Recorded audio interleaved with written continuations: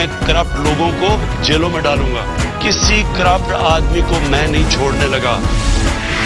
You are selected Prime Minister, तड़कियां देते हैं और धमकियां देते हैं कि हम पूरी ऑपोजिशन को जेलों में मैं भेज दूंगा। You are not a dictator.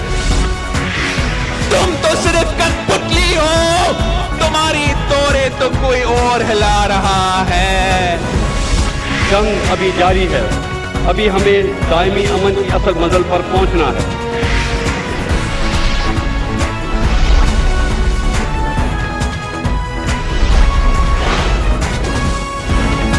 आप देख रहे हैं खबरों, तबसरों और तज्जियात पर मबनी पाकिस्तान का सबसे मोतबर न्यूज शो दुनिया, कामरान खान के साथ। अस्सलाम वालेकुम, मैं हूँ कामरान खान। सिंध के खजाने में तकरीबन 95% कंट्रीब्यूट करने वाला कराची सिंध के करप्ट तरीन महकमों के लिए, उनके हुक्काम के लिए एक सोने का अंडा देने वाली मुर्गी से ज़्यादा नहीं है।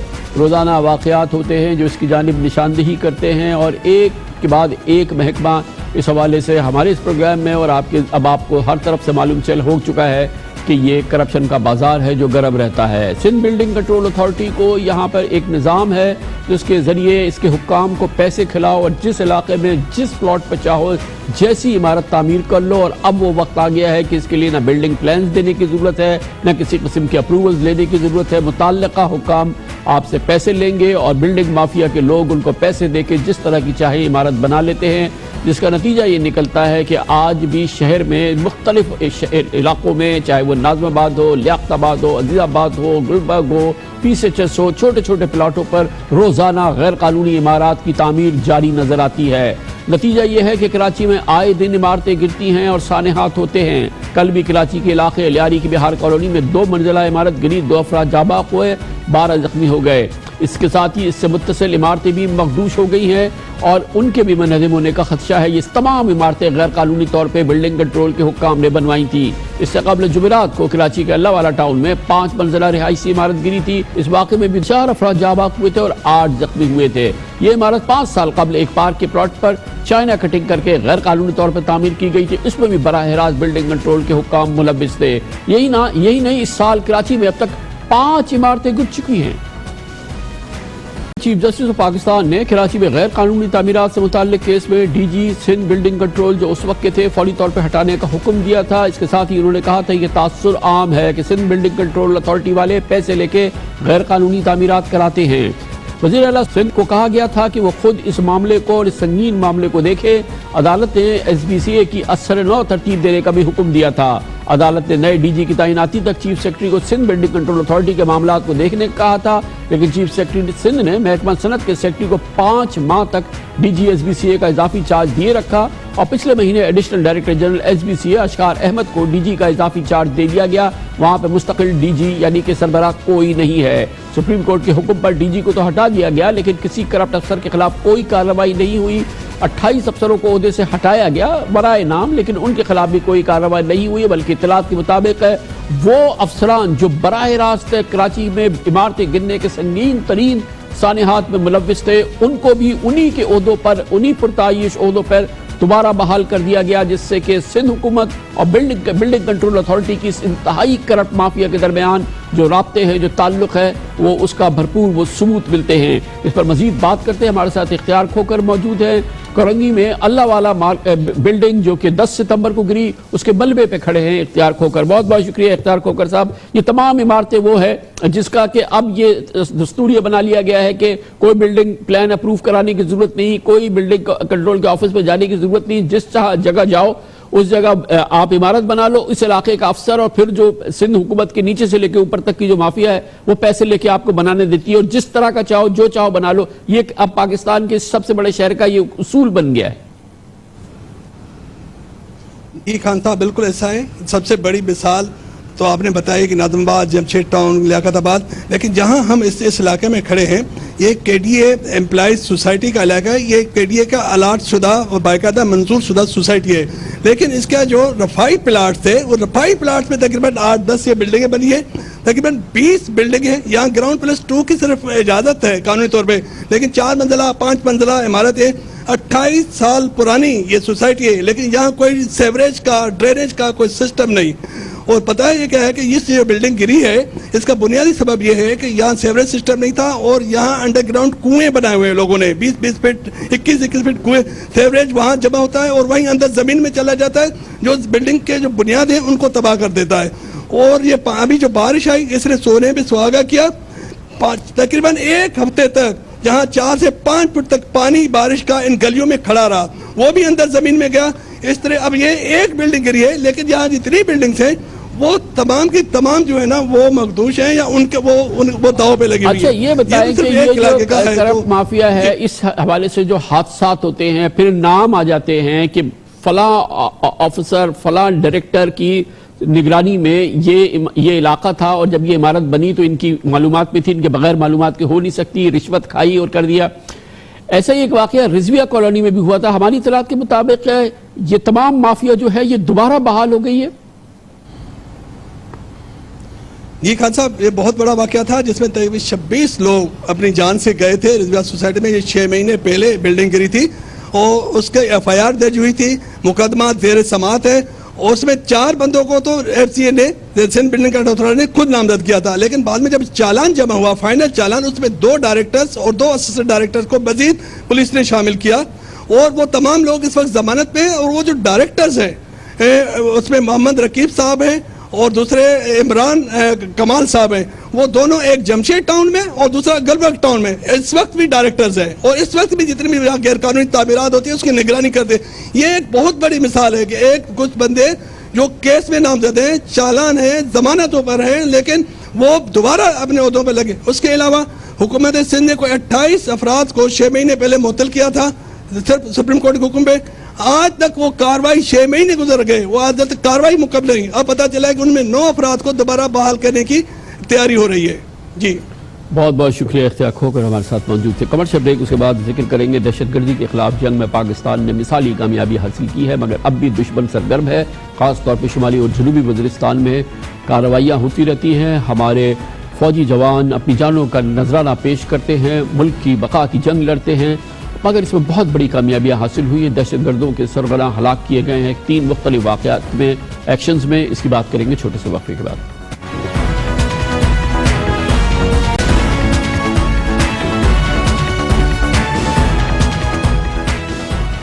Welcome back. الحمدللہ پاکستان میں دہشت گردی کی بیخ کنی کے لیے بہت ہی کلیدی اقدامات کیے گئے ہیں. بہت بڑا پاکستان نے کامیابی حاصل کی ہے, پوری دنیا اس کو ریکگنائز کرتی ہے اور اس کے اثرات الحمدللہ پورے پاکستان میں نظر آتے ہیں.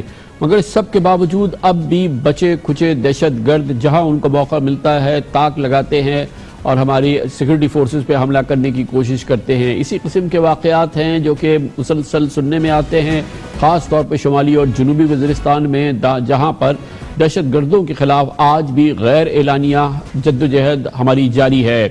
بچے کچے دہشت گردوں کو جہنم رسید کیا جاتا ہے مگر پچھلے چند دنوں میں اس سلسلے میں بڑی کامیابیاں حاصل ہوئی جب انتہائی مطلوب دہشت گردوں کے سرغنہ ہلاک کیے گئے. ہماری پاک فوج دہشت گردوں کو صفحہ مست ہستی سے ہٹانے کے لیے پرعزم ہے اور ان علاقوں میں ہمارے فوجی جوان ان بچے کھچے دہشت گردوں کے خلاف جنگ میں مسلسل اپنی جانوں کے نذرانے پیش کر رہے ہیں. گزشتہ روز پاک فوج نے شمالی اور جنوبی وزیرستان کے سرحدی علاقے میں خفیہ اطلاعات پر آپریشن کیا اور انتہائی مطلوب دہشت گرد کمانڈر احسان اللہ سنڈے کو اس کے 3 ساتھیوں سمیت ہلاک کیا. PGI SPR کے مطابق احسان اللہ بہت سی دہشت گرد کارروائیوں کا ماسٹر مائنڈ تھا. وہ 23 سالہ لیفٹیننٹ ناصر شہید اور کیپٹن سبی شہید سمیت جوانوں پر حملوں کی پلاننگ اور کارروائی میں براہ راست ملوث تھا. اسے جہنم رسید کر دیا گیا.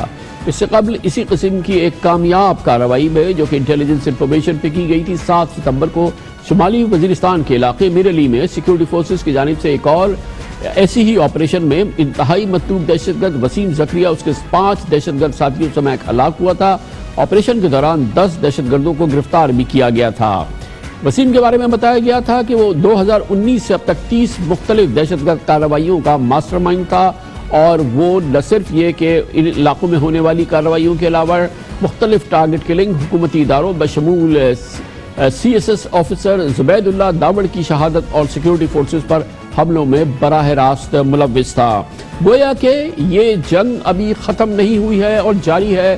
ہماری افواج اور ان کے ہمارے جوان، ہمارے افسران اپنی جانوں کا نذرانہ پیش کر رہے ہیں اور ان بچے کھچے دہشت گردوں کو جہنم رسید کر رہے ہیں۔ اس پوری صورتحال پر، تازہ ترین صورتحال پر بات کرنے کے لیے ہمیں جوائن کر رہے ہیں ایک بار پھر بریگیڈیئر ریٹائرڈ محمود شاہ، ایکسپرٹ ہیں سیکیورٹی افیئرز اور انٹیلیجنس افیئر کے۔ بہت بہت شکریہ بریگیڈیئر صاحب، آپ نے ہمیں ایک بار پھر جوائن کیا ہے۔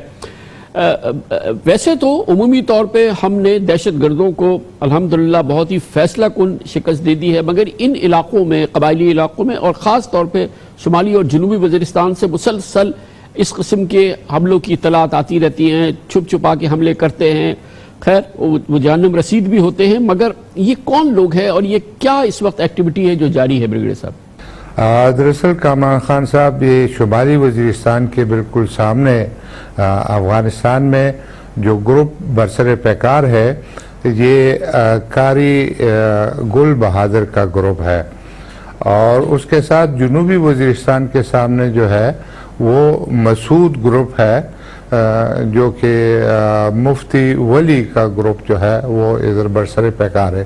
لیکن سب سے زیادہ ان میں جو شمالی وزیرستان کے سامنے ہے یہ قاری گل بہادر کا، یہ لوگ جو ہیں ان کی ایکٹیویٹیز پی ٹی ایم کے ساتھ جڑی ہوئی ہیں۔ پی ٹی ایم جو ہے پچھلے کئی دنوں سے یہ سارٹ آف جدوجہد کر رہا تھا کہ جی اس ایریا میں آپریشن نہ کیا جائے، اور وہ باقاعدہ پروپیگنڈا کر رہے ہیں کہ لوگوں کو تکلیف ہوتی ہے، گھروں میں آپ جو ہے نا سرچز کرتے ہیں وغیرہ وغیرہ۔ تو یہ ایک چیز ہے کہ دشمن کی طرف سے ایک ایفرٹ ہے کہ کسی طریقے سے دوبارہ دہشت گرد جو ہے وہ شمالی وزیرستان میں آئیں، اور چونکہ اس علاقے میں یہ شکتوئی گڑیوم کا علاقہ ہے، شمالی وزیرستان میں بالکل ایجنسی کے بیچ میں ہے اور جنوبی وزیرستان کے بارڈر کے ساتھ ملا ہوا ہے، یہ علاقہ تھوڑا سا کم نظر میں آتا ہے، اس لیے ان کی کوشش تھی کہ یہ دہشت گردوں کو یہاں پر بسایا جائے۔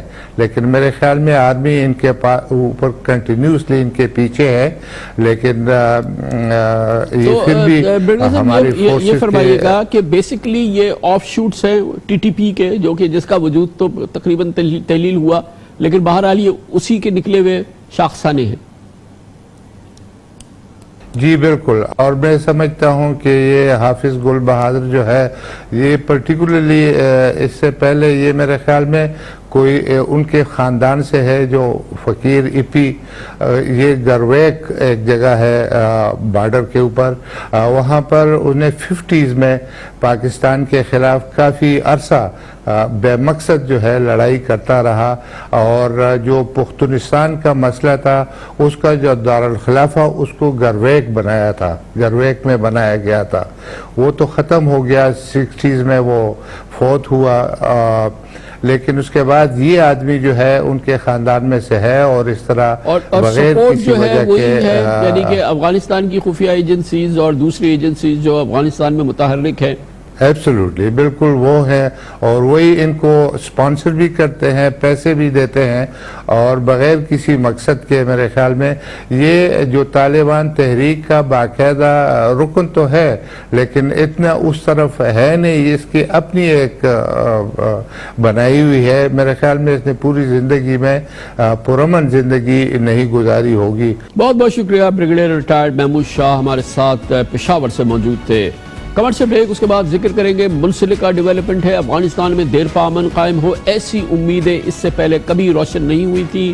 اسی پس منظر میں آج امریکی صدر کے معاون خصوصی نمائندے زیلب خلیلزاد ایک امریکی وفد کے ساتھ ایک بار پھر اسلام آباد آئے اور جی ایچ کیو میں ان کی طویل ملاقات ہوئی general Qamar Javed Bajwa chief of army staff کے ساتھ۔ اس کی بات کریں گے چھوٹے سے وقفے کے بعد۔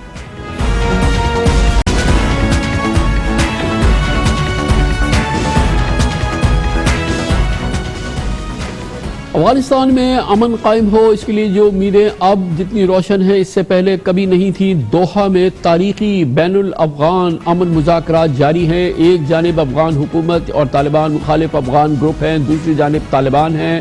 مذاکرات کا آغاز ہو گیا ہے، امریکہ وہاں پہ موجود ہے، امریکہ کی معاونت اس کے ساتھ ساتھ ہے، اور بہت ہی امیدیں روشن سے روشن تر ہو رہی ہیں کہ ان مذاکرات کے نتیجے میں جو یقیناً مشکل ہوں گے افغانستان میں دیر پا امن قائم ہوگا۔ امریکہ کے وزیر خارجہ مائک پومپیو جو خاص طور پہ ان مذاکرات کی ابتدا میں اور اس کی تقریب میں شرکت کے لیے واشنگٹن سے دوحہ پہنچے تھے، انہوں نے کہا کہ افغانستان میں امن کے لیے بہت بڑی امید پیدا ہو گئی ہے۔ انہوں نے کہا کہ ایسا افغانستان بنائیے جہاں ایک جانب تشدد کا نام نہ ہو اور دوسری جانب سرکاری کرپشن نہ ہو۔ اس موقع پہ طالبان کے رہنما ملا برادر نے بھی تقریر کی اور کہا کہ وہ طالبان چاہتے ہیں افغانستان میں اسلامی نظام کے تحت ایک آزاد متحدہ ترقی یافتہ ملک بنے۔ افغان حکومت کی ترجمانی کرتے ہوئے عبداللہ جو کہ افغان امن کونسل کے سربراہ بھی ہیں، ان کا کہنا تھا کہ ان کا وقت افغانستان میں جنگ اور تکلیف کے دروازے ہمیشہ کے لیے بند کرنے کے راستے کی تلاش میں دوحہ آیا ہے۔ اسی پس منظر میں آج امریکی صدر کے افغانستان کے نمائندے زلمے خلیل زاد افغانستان سے اسلام آباد پہنچے، جہاں پر چیف آف آرمی اسٹاف اور پاکستان کی انٹیلیجنس فوجی قیادت کے ساتھ ان کی تفصیلی مذاکرات ہوئے۔ موضوع یہی ہے کہ افغانستان میں دیر پا امن اور اس کے لیے پاکستان کا جو کلیدی کردار ہے، امریکہ اس سلسلے میں مسلسل پاکستان سے معاونت چاہتا ہے، اور یہی موضوع تھا آج جب ان کی ملاقات ہوئی chief of army staff general Qamar Javed Bajwa سے۔ خبر سے بریک اس دوران نیوز ہیڈ لائن دیکھیں، جس کے بعد ہم اپنے پروگرام کے باقی حصے کے ساتھ واپس آتے ہیں۔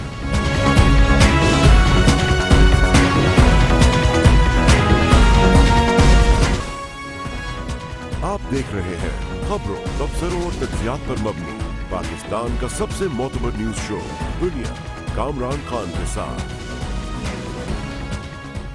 بالآخر لاہور سیالکوٹ موٹر وے پر 9 ستمبر کی رات خاتون کے ساتھ بربریت کے واقعے کے حوالے سے پاکستان کی قوم کے لیے، عوام کے لیے اطمینان کی خبر آئی ہے۔ وہ خبر یہ ہے کہ اس واقعے کا ایک مرکزی ملزم اب گرفتار ہو چکا ہے، دوسرا مفرور ملزم کی شناخت ہو چکی ہے اور اس کی تلاش جاری ہے۔ پولیس کا کہنا یہ ہے کہ جلد اور شاید بہت جلد اس کی بھی گرفتاری ہو جائے گی۔ دونوں مرکزی ملزمان کا ڈی این اے متاثرہ خاتون کے نمونوں سے میچ ہو گیا ہے۔ ایک مرکزی ملزم عابد علی فرار ہے، جو فرار ملزم ہے اس کو عابد علی بتایا گیا ہے، اور جو ملزم گرفتار ہوا ہے اس کی شناخت شفقت علی کے نام سے کی گئی ہے۔ یہ تحقیقات کے حوالے سے بہت ہی اچھی اور سالڈ پیش رفت ہے۔ پولیس نے واضح طور پہ لگتا ہے کہ پوری جان لگائی، انٹیلیجنس ایجنسیز نے سپورٹ کیا، تو یہ کیس الحمدللہ اب حل ہو گیا ہے، مگر تفتیش مکمل نہیں ہوئی ہے، اور ظاہر ہے کہ اس کے بعد سب سے اہم مرحلہ یہ ہے کہ ان ملزمان کو کیفر کردار تک پہنچایا جائے، کیونکہ پاکستان کی قوم ان ملزموں کے ساتھ دیکھنا چاہتی ہے کہ وہ انجام ان کا ہونا چاہیے جو ان کا درندہ صفت جرم تھا، اور اس کو حوالے سے پوری قوم کا مطالبہ عبرتناک سزائیں ہیں۔ ایک بندے نے اعترافی جرم کر لیا ہے، جو اس کا کو ایکیوز تھا، اس نے اعتراف جرم بھی کر لیا ہے، اس لیے ہمیں لیڈز ملی ہیں۔ تو میں سمجھتا ہوں کہ اس وقت ہم یہی کہہ سکتے ہیں کہ ہمیں بہت ہی واضح قسم کی لیڈز اب ملی ہیں، اور معاملات جو ہے وہ اب انفولڈ ہونا شروع ہو گئے ہیں، اور انشاءاللہ تعالیٰ آپ دیکھیں گے کہ بہت جلد انشاءاللہ ہماری ٹیمیں کام کر رہی ہیں، اور ہم مرکزی ملزم جو ہے عابد اس تک بھی پہنچ جائیں گے۔ اور اس وقت میں سمجھتا ہوں کہ ہمارے سامنے جو دوسرا سب سے بڑا ٹاسک ہے وہ یہ ہے کہ قانون کے مطابق ان لوگوں کو سزا دلوانی، اس کے لیے ہمیں بڑی افیکٹو پروسیکیوشن کرنی پڑے گی، اور تمام ایویڈنسز جو ہیں وہ اکٹھی کرنی پڑیں گی، اور جس کے لیے تمام ہماری ٹیمیں اس وقت کام کر رہی ہیں۔ تحقیقات میں پیش رفت کا آغاز پرسوں اس وقت ہوا تھا جب خاتون کے نمونے کرمنل ڈیٹا بیس میں موجود ملزم عابد علی کے ڈی این اے سے میچ ہو گئے تھے، تاہم پولیس کے چھاپے سے پہلے ملزم عابد علی اپنی بیوی کے ساتھ فرار ہو گیا۔ دوسرے ملزم وقار الحسن کو جیو فینسی کی بنیاد پر شناخت کیا گیا، جس نے کل خود کو گرفتاری دی اور بتایا کہ وقوع کے وقت اس کی موبائل سم اس کے سالے عباس کے استعمال تھی۔ عباس کو بھی پولیس نے گرفتار کر لیا۔ وقار الحسن نے ہی تفتیش کے دوران بتایا کہ مفرور ملزم عابد اور شفقت مل کر وارداتیں کرتے تھے۔ شفقت کو ایک روز پہلے ہی گرفتار کیا گیا تھا، آج شفقت کا ڈی این اے بھی میچ کر گیا ہے، اور ملزم نے اعتراف جرم بھی کیا ہے، اور اس جرم کی تمام تفصیلات سے پولیس کو آگاہ بھی کر دیا ہے۔ اس نے کہا کہ اس نے اور عابد نے پہلے خاتون کی گاڑی کا شیشہ توڑ کر چوری کی اور پھر اس کے ساتھ زیادتی کی۔ مفرور ملزم عابد علی کا کرمنل ڈیٹا سسٹم میں 2013 سے ریکارڈ موجود ہے۔ پولیس نے عابد کے باپ اور 2 بھائیوں کو حراست بھی لیا، جبکہ ملزم عابد علی کی گرفتاری کے لیے چھاپے مارے جا رہے ہیں۔ آج اس کیس کے حوالے سے ایک نیا انکشاف سامنے آیا۔ قومی اسمبلی میں وفاقی وزیر مواصلات مراد سعید کا کہنا تھا کہ واقعہ موٹر وے پہ نہیں ہوا۔ مراد سعید کا کہنا تھا کہ سابق آئی جی پنجاب نے ہمیں خط نہیں لکھا بلکہ ہمارے 6 خطوط کا جواب دیا۔ موٹر وے کے اوپر یہ واقعہ ہوا ہی نہیں ہے اسپیکر صاحب، لیکن کیا یہ میٹر کرتا ہے؟ جہاں بھی ہوا میں ذمہ داری لیتا ہوں، میں پاکستانی ہوں، میں ہمارے شہری ہماری ریاست کی ذمہ داری ہے اسپیکر صاحب۔ دوسری بات یہ ہوئی کہ 130 پر فون گیا اور پھر انہوں نے فون بند کر دیا کہ ہماری جیورسڈکشن نہیں ہے۔ میں نے خود کال سنی اسپیکر صاحب، وہ یہ نہیں کہتا کہ جیورسڈکشن نہیں ہے۔ جن کی جیورسڈکشن ہوتی ہے سروسز مانگتی ہے، پیٹرول ختم ہوا ہے، پیٹرول ختم ہونے کے لیے ان کو کنیکٹ بھی کروایا جاتا ہے اسپیکر صاحب۔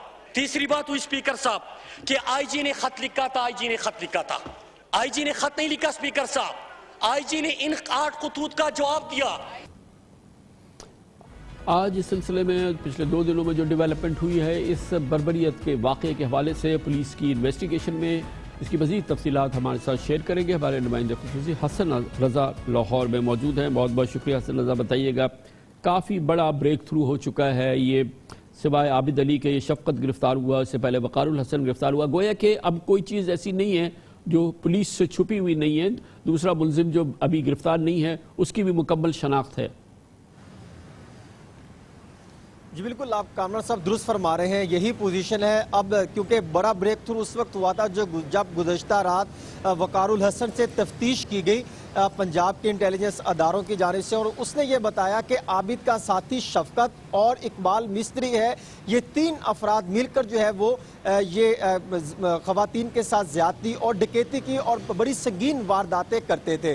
اس کو مد نظر رکھتے ہوئے شفقت علی تک پہنچے اور شفقت علی کو گزشتہ رات تقریباً 7:30 بجے دیپال پور سے گرفتار کیا گیا اور فوری طور پہ ڈی این اے جو ہے اس کا بھجوا دیا گیا، اور فرانسک سائنس ایجنسی نے آج صبح 12:30 بجے اس کی رپورٹ دی۔ پنجاب کی جو کمیٹی بنائی گئی تھی اس کے سامنے رکھا کہ اس کا ڈی این اے میچ کر گیا ہے، اور پھر جو ہے وزیر اعلیٰ پنجاب کی جانب سے بھی اس کی تصدیق کر دی گئی۔ اب کیونکہ عابد علی کی گرفتاری کے لیے چھاپے مارے جا رہے ہیں، اور جو شفقت علی ہے جب اسے تفتیش کی گئی تو اس نے بہت خوفناک قسم کے انکشافات کیے ہیں۔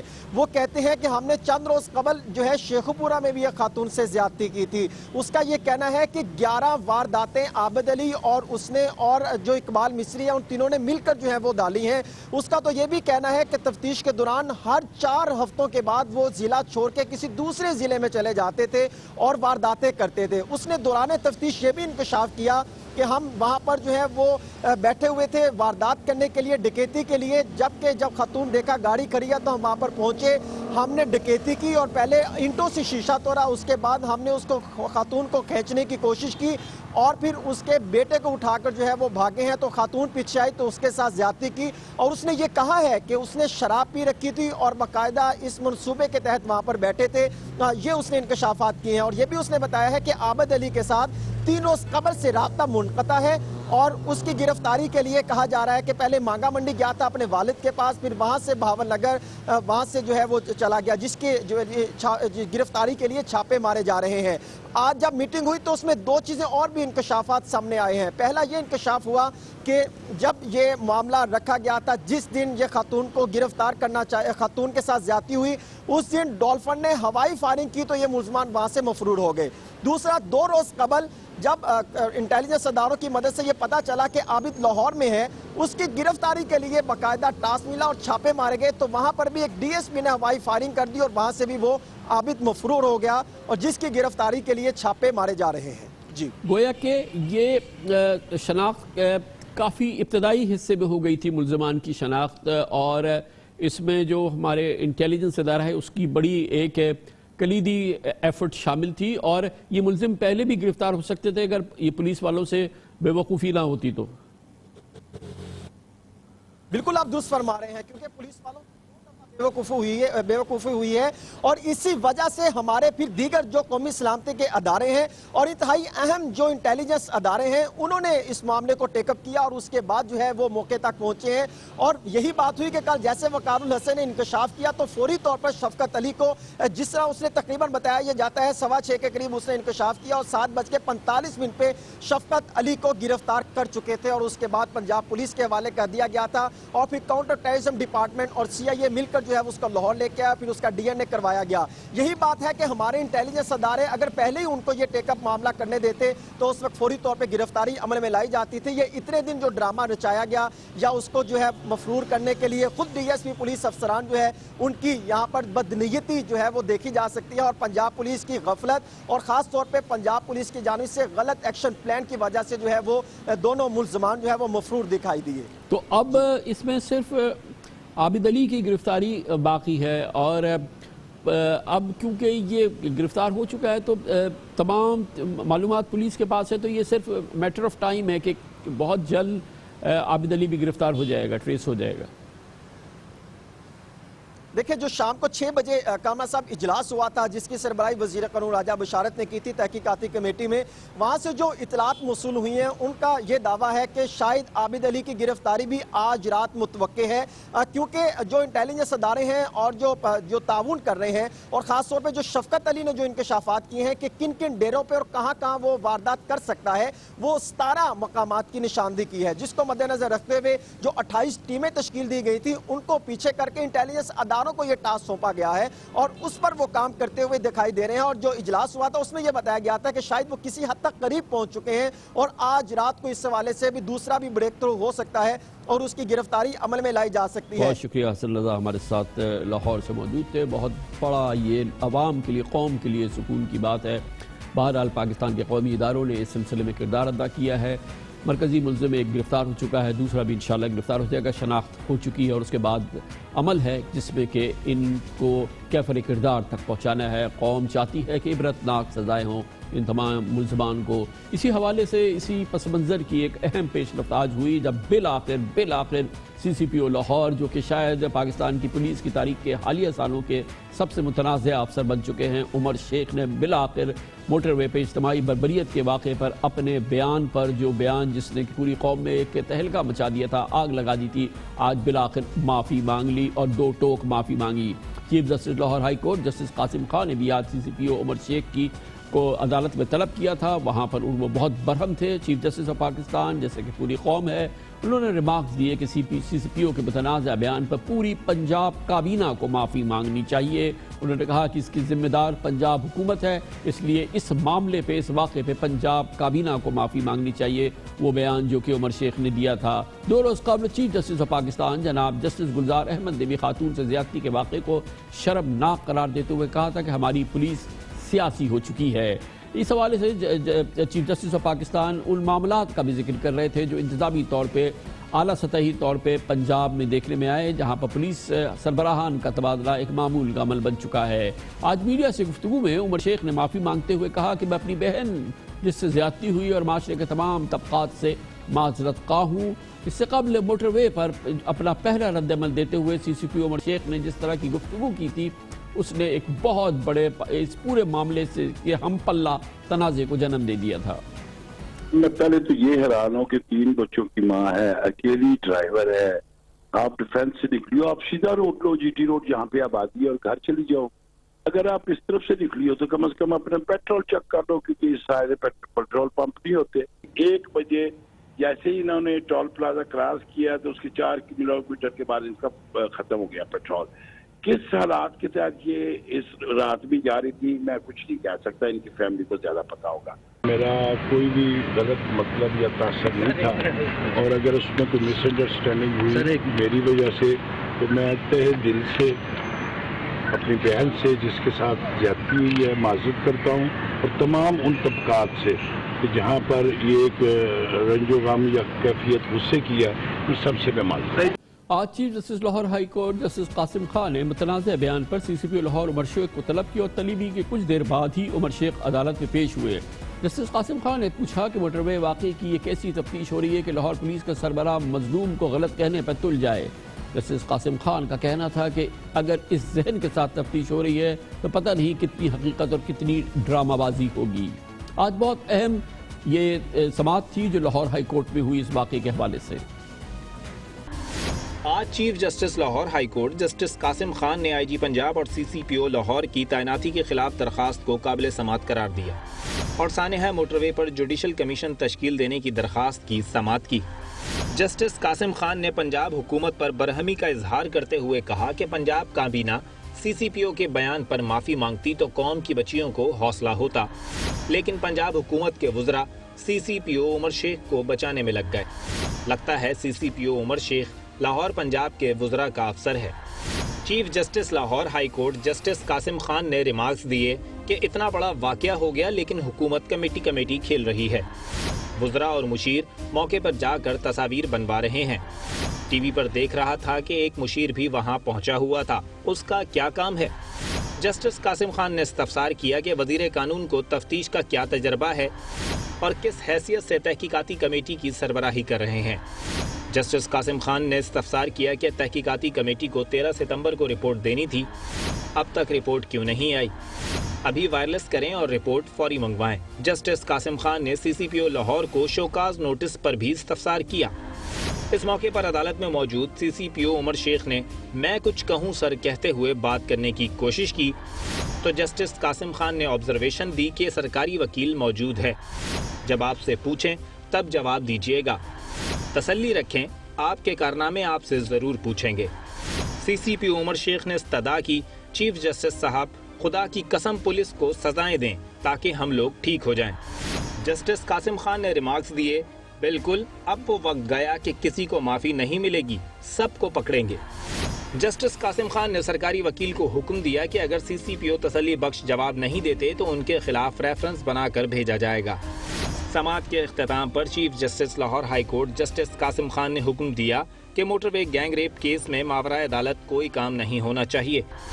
मुल्ज़िमान को पकड़कर ट्रायल करें और कानून के मुताबिक सजा दें और 16 सितंबर तक रिपोर्ट जमा कराएं। ये बहुत अहम समाअत है और इसका बराह रास्त ताल्लुक़ गो के इस वाक़े से तो है जो सीसीपीओ लाहौर उमर शेख के हवाले से है, मगर इस अदालत में चैलेंज हुआ है अपॉइंटमेंट नए आईजी इनाम गनी का और जिस अंदाज से रुखसत किया गया आईजी शुएब दस्तगीर को, जो पंजाब पुलिस में आला सतह पर इंतज़ामी हलचल नज़र आती है, इस हवाले से ये एक बहुत अहम केस है जिसकी समाअत जारी है।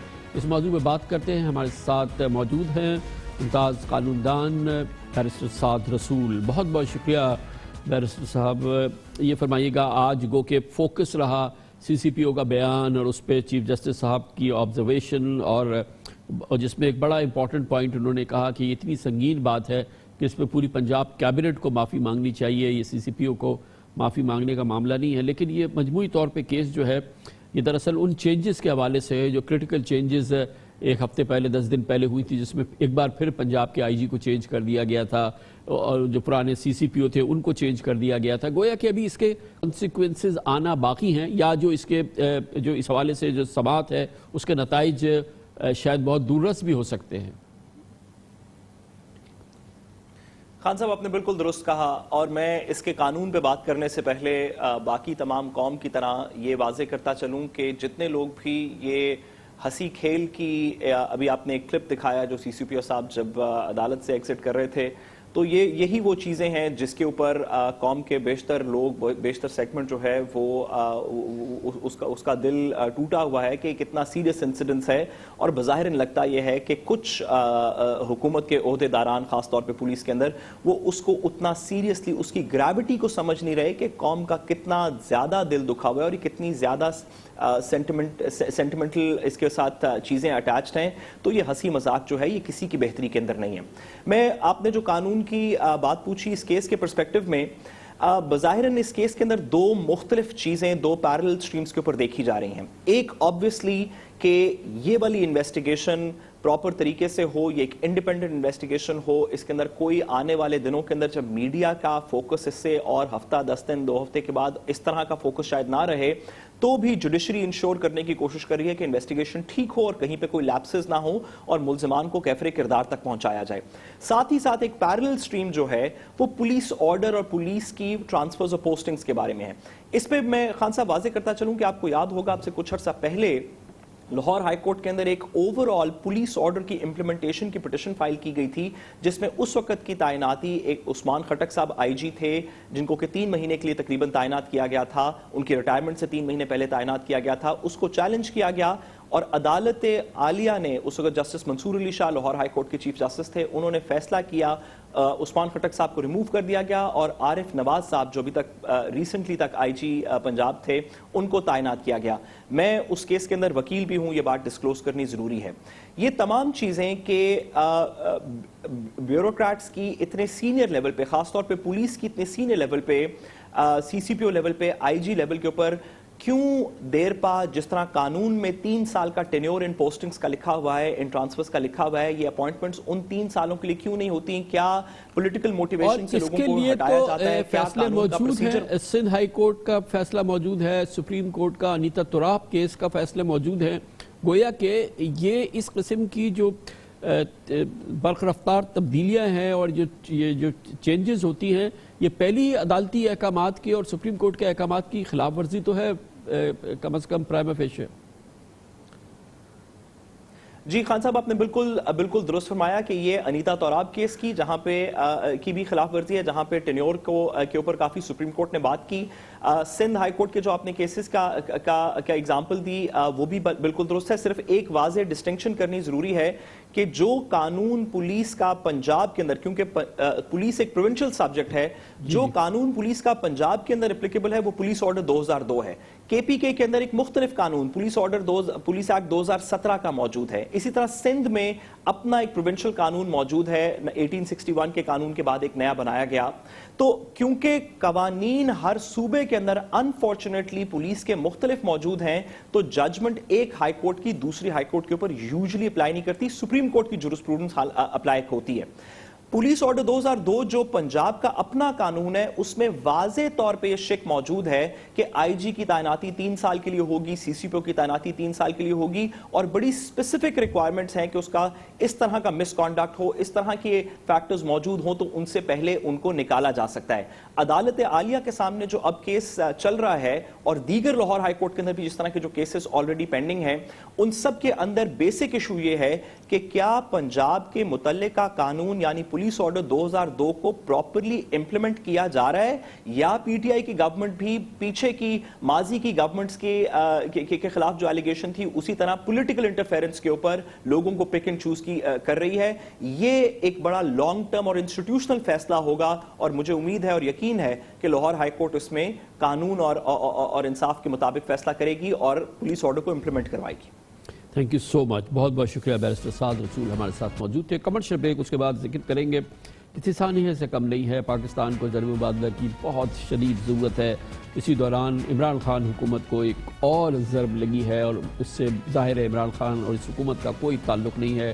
جنرل پرویز مشرف کے زمانے میں نیب بنی, اسی انداز سے سیاستدانوں کے خلاف ان کی کرپشن کے ثبوت اکٹھا کرنے کے لیے برطانیہ کی ایک ایجنسی کو ہائر کیا گیا. اس ایجنسی نے شواہد جمع کیے, ثبوت جمع کیے, پاکستان کو دیے. پاکستان نے ادائیگی نہ کی, جس کے بعد اس کا بڑا امپورٹنٹ پس منظر ہے جو آپ کے سامنے رکھیں گے. مگر بہرحال اب اس ایجنسی کو, پاکستان کو 25 ملین پاؤنڈ کا جرمانہ ادا کرنا ہے, اور یہ پاکستان نے اطلاعات کے مطابق کر بھی دیا ہے. اس کی بات کرتے ہیں چھوٹے سے وقفے کے بعد.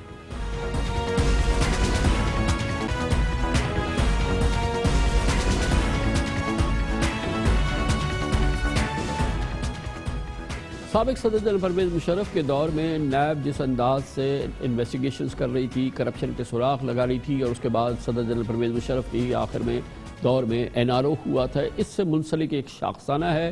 موجودہ حکومت کو اور پاکستان کے عوام کو وہ بھگتنا پڑ رہا ہے. پاکستان کے خزانے پر ایک اور بوجھ آیا ہے. وہ اس کی وجہ یہ ہے کہ حکومت پاکستان کو لنڈن میں براڈ شیٹ کمپنی, یعنی کہ انویسٹیگیٹو ایجنسی, جو کہ سمجھیے ایک کھوجی کمپنی ہوتی ہے جو کہ پرائیویٹ انویسٹیگیٹر کی حیثیت سے کام کرتی ہے, اس کو $35 ملین یعنی تقریباً 600 کروڑ روپوں کا جرمانہ ادا کرنا ہوگا. اب پاکستان اس سے بچ نہیں سکتا. مشرف دور میں برطانیہ اور امریکہ میں پاکستانیوں کے خفیہ اثاثوں کا پتہ لگانے کے لیے نیب نے براڈ شیٹ نامی ایک فرم کو ہائر کیا تھا. یہ لنڈن میں کمپنی ہوتی ہے, اور معاہدے کے تحت آف شور اثاثوں کی مالیت کا 20% حصہ براڈ شیٹ کمپنی کو ادا کیا جانا تھا.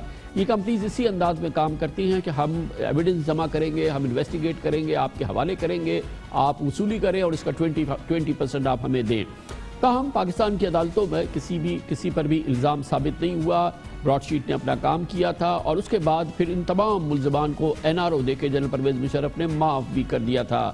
یعنی مشرف دور میں نیب بنائی گئی، اساسوں کا پتہ چلایا گیا، کیس بنوائے گئے اور پھر NRO دے کے تمام کیسز کو ٹائیں فش کر دیا گیا. یہ پاکستان کی تاریخ کا ایک بہت ہی تاریک باب ہے، جنرل پرویز مشرف سے منسلک سب سے تاریک باب ہے، اور یہی وہ معاملہ ہے جس کا بار بار عمران خان ذکر کرتے ہیں کہ وہ اب کسی صورت سے NRO دینے والے نہیں ہیں.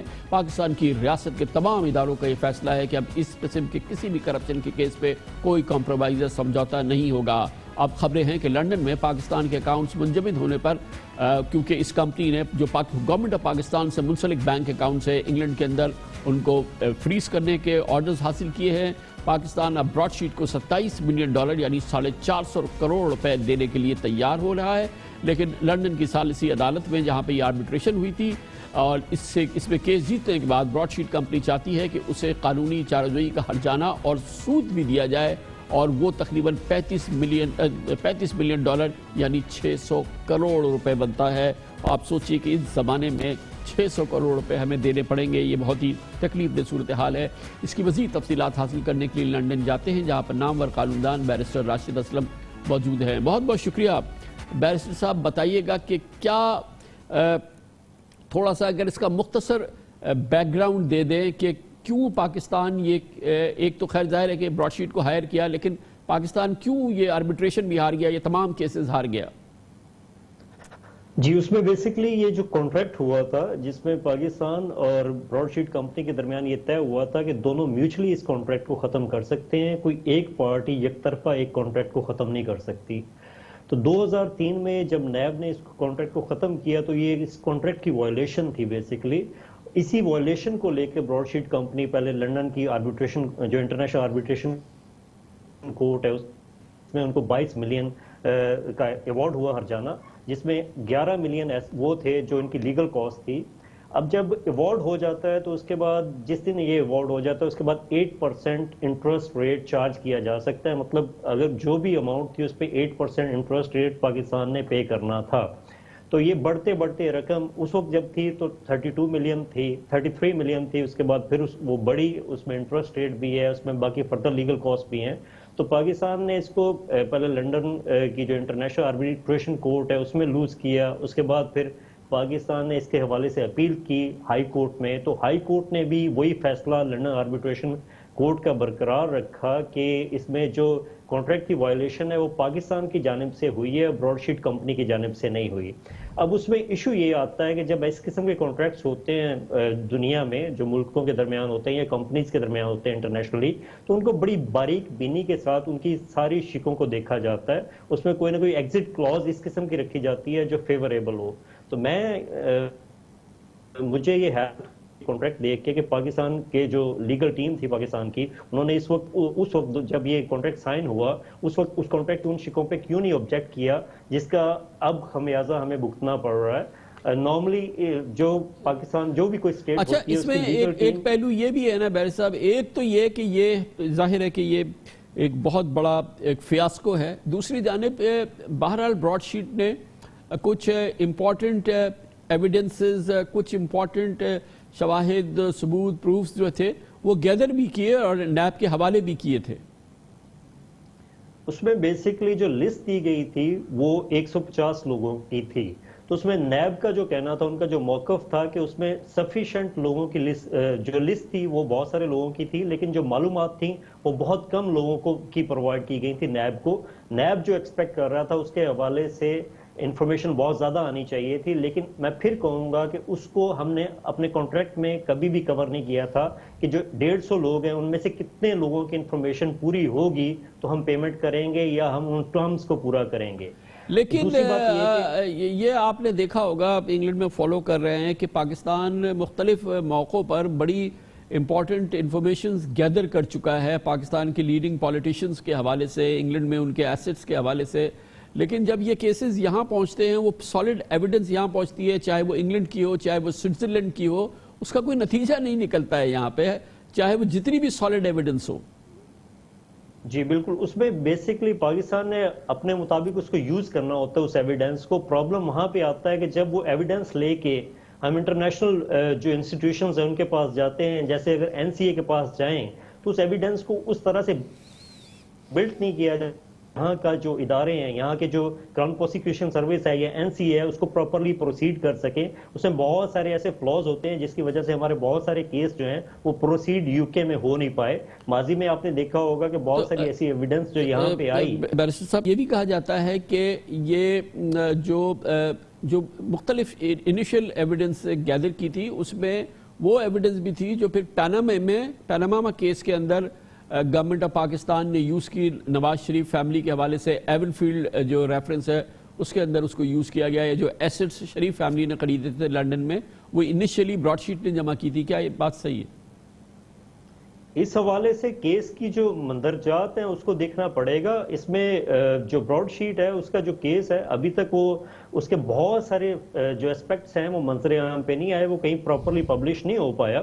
لیکن اس میں میں پھر کہوں گا کہ جو پاکستان کا موقف ہے وہ اس حوالے سے پاکستان جب یہ کانٹریکٹ سے وڈرا کر رہے تھے تو براڈ شیٹ نے جب کانٹریکٹ کیا، جب ان کو کانٹیکٹ کیا پاکستان کی لیگل ٹیم کو یا پاکستان کو، تو پراپرلی ہم نے اس کو رسپونڈ نہیں کیا. ہم نے تھوڑا سا وہاں پہ نیگلیجنس کا مظاہرہ کیا کہ ہم ان کو پراپرلی کسی بھی سٹیج پہ میڈیٹ کر کے اس معاملے کو ختم نہیں کر پائے، جس کی وجہ سے یہ چیز طول پکڑتی گئی. اب جب انیشل ججمنٹ UK میں کسی بھی شخص کے ہاتھ آ جاتی ہے تو اس کے بعد بڑا مشکل ہوتا ہے اس کو ریورٹ کرنا، تابقتے کہ اس میں کوئی لیگل ایشوز نہ ہو، اس میں کویسچن آف لا پہ کوئی ایشو نہ ہو یا کوئی اس قسم کی کوئی چیز نہ ہو جس پہ وہ فیصلہ مکمل طور پہ ریورٹ ہو جائے. اگر آپ لندن ہائی کورٹ کا دیکھیں تو انہوں نے کانٹریکٹ کو لے کے اس کو اپ ہولڈ کیا، باقی چیزیں انہوں نے ڈسکس نہیں کی اس پورے فیصلے میں. تو اگر ایک آدھ کیس میں پاکستان کے حوالے سے کوئی فائدہ ہوا ہے تو میں یہ سمجھتا ہوں کہ اس کیس کو، اس ایشو کو بہت پہلے حل کر لینا چاہیے تھا. یقیناً. بہت بہت شکریہ بیرسٹر راشد اسلم ہمارے ساتھ لندن سے موجود تھے. کمرشل بریک، اس کے بعد ذکر کریں گے عالمی سیاست تاریخی کروٹ لے رہی ہے. عرب دنیا اور اسرائیل کے درمیان تعلقات میں بہتری در بہتری کی خبریں آ رہی ہیں. اختلافات مٹتے چلے جا رہے ہیں. بحران نے بلا شرط اسرائیل کو تسلیم کیا ہے اختتام ہفتہ. سب کی بات کرتے ہیں چھوٹے سے وقفے کے بعد.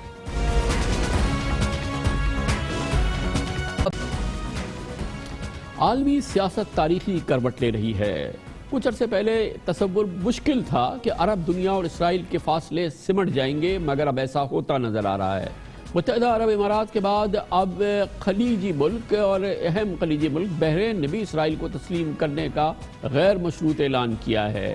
متحدہ عرب امارات اور بحرین سے پہلے اس فہرست میں مصر اور اردن ہمیشہ سے شامل رہے ہیں.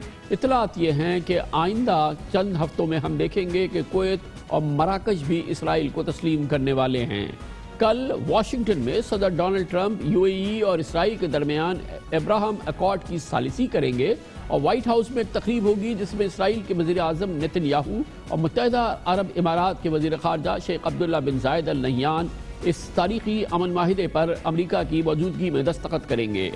7 دہائیوں سے عرب ممالک کا اصرار تھا کہ مسئلہ فلسطین کے حل تک اسرائیل کو تسلیم نہیں کیا جائے گا، لیکن بحرین نے اسرائیل کو غیر مشروط تسلیم کرنے پر آمادگی کا اظہار کیا. پچھلے مہینے کی 13 تاریخ کو UAE اور اسرائیل تعلقات کے نئے دور کا اعلان کی طرح سے اس نئی پیش رفت سے بھی دنیا کو صدر ٹرمپ نے ہی آگاہ کیا. اسی پس منظر میں عالمی میڈیا بہت تفصیل سے رپورٹ کر رہا ہے کہ 4 ستمبر کو حرم کعبہ میں امام کعبہ نے جمعے کی خطبہ دیتے ہوئے خاص طور پہ ان احادیث کا ذکر کیا جس میں حضور صلی اللہ علیہ وسلم برداشت کا عمل کا مظاہرہ کر رہے ہیں یا اس کی تعلیم دے رہے ہیں. اس کو بھی شامل کیا جا رہا ہے اس سوچ کے ساتھ جس میں کہا جا رہا ہے کہ بحرین نے جب اسرائیل کو تسلیم کیا، کیونکہ بحرین سعودی عرب کے حوالے سے اس کی خارجہ پالیسی اس کے ساتھ جڑی ہوتی ہے، یہ ناممکن ہے کہ سعودی منشا کے بغیر بحرین نے اسرائیل کو تسلیم کیا ہو. اسی پس منظر میں اس خطبے کا بھی ذکر کیا جا رہا ہے. لیکن بہرحال مغربی میڈیا کا دعویٰ یہی ہے کہ بہت جلد مزید عرب ممالک اسرائیل کو تسلیم کریں گے اور شاید آئندہ سال سعودی عرب بھی اس عمل کی جانب آگے بڑھے. لیکن سعودی عرب کی جانب سے کہا گیا ہے کہ اب بھی فلسطین کے مسئلے کے حل کے بغیر وہ اسرائیل کو تسلیم نہیں کرے گا. اس پوری صورتحال میں بات کرتے ہیں. ہم جائیں گے بوسٹن جہاں پہ ہمارے ساتھ موجود ہیں پروفیسر عادل نجم جو کہ سیاسیات کے عالمی سیاسیات کے پروفیسر بھی ہیں اور اسکالر بھی. بہت بہت شکریہ प्रोफेसर आदिल नजम साहब, आपने हमें ज्वाइन किया है, फरमाइएगा एक बहुत बड़ा चेंज आ रही है, इसको बहुत एक मीनिंगफुल तब्दीली कही जा रही है और ये कहा जा रहा है कि ये तकरीबन इब्तिदा हो चुकी है, ठोस इब्तिदा, कि अरब दुनिया और इसराइल के दरमियान ताल्लुकात आइंदा चंद सालों में अब किसी किस्म की दुश्मनी इनमें नहीं रहेगी और शायद ये तमाम ममालिक के एक दूसरे के साथ, इसराइल के साथ नॉर्मल ताल्लुकात रिस्टोर हो जाए आइंदा चंद सालों के अंदर। जी, मेरे ख्याल में यकीनन एक बड़ी तब्दीली है, लेकिन एक बड़ी तब्दीली का पेश खैमा है। मैं यहाँ तक तो नहीं कहूँगा कि दुश्मनी नहीं रहेगी, क्योंकि जो मसाइल हैं उनमें से तो कोई मसला हल नहीं हुआ। फ़लस्तीन का मसला हल नहीं हुआ, फ़लस्तीनियों का मसला हल नहीं हुआ, लेकिन एक ये जो बात ना करने और एम्बेसीज ना रखने और उसको तस्लीम ना करने का जो सिलसिला था पिछले 70 साल से, उसमें हमें एक बहुत बड़ी तब्दीली नज़र आई। और इसको अगर आप कहानी लिखें तो इसका आगाज़ जो है वो डोनाल्ड ट्रंप से होता है, और जैसे आपने बिल्कुल दुरुस्त कहा, उसमें जो दूसरा बड़ा अहम खिलाड़ी है वो सऊदी अरेबिया है। और इसका फिर पहला आप देखते हैं कि अमेरिका ने जो है ऐलान किया कि जी हम जेरूसलम को कैपिटल मानेंगे और हम अपनी एम्बेसी वहाँ मूव कर रहे हैं। पिछले हफ्ते एक और चीज़ भी हुई, पिछले हफ्ते वाइट हाउस में कोसोवो और सर्बिया के जो हैं सदूर आए और उन्होंने साइन किया कि जी हम भी नॉर्मलाइज कर रहे हैं, और उनमें से एक जो है वो सर्बिया अपनी एम्बेसी जेरूसलम लेके जा रहा है। तो ये एक तरह से पिछले 2 साल से हमें नज़र आ रहा था, और एक तरह से तो सिर्फ अगर इसमें हैरत है वो ये है कि इसमें इतना टाइम क्यों लगा, क्योंकि 1 साल पहले ऐसी गुफ्तगू हो रही थी कि जी सऊदी अरेबिया कुछ अनाउंस करेगा। बड़ी खबर मेरे ख्याल में अभी तक ये है कि सऊदी अरेबिया ने नहीं किया, लेकिन सऊदी अरेबिया की जो सैटेलाइट कंट्रीज आप कह लें, यूएई है या बहरीन है, जो उनसे बहुत करीब है और जिस पे बहुत ज़्यादा इन्फ्लुएंस है सऊदी अरेबिया का, उनका इस किस्म की ऐलान करना जो है वो यकीनन उसके पीछे सऊदी अरेबिया की हमायत भी होगी और सपोर्ट भी होगी। एक तरह से ये जिसको अंग्रेजी में कहते हैं टेस्टिंग द वाटर्स, कि आप एक उंगली डालकर जरा देख लें कि पानी का टेम्परेचर है क्या। तो क्या आदिल नजम साहब आपको फ्यूचर क्या नज़र आता है, जो दरअसल मसला है फ़लस्तीनियों का, उनके हुकूक का, उन पर जारी जो मसाइब हैं उनका, तो अब ये जो सबसे बड़ी सपोर्ट थी अल्लाह के बाद अरब दुनिया की, ये तो अब लग रहा है कि अब न्यूट्रलाइज हो रही है। एक तरह से करने की कोशिश जरूर की जा रही है और उसमें अमेरिका कर रहा है, लेकिन देखें अभी तक हम जो बात कर रहे हैं वो हम अरब कैपिटल्स की कर रहे हैं, अरब स्ट्रीट की नहीं कर रहे।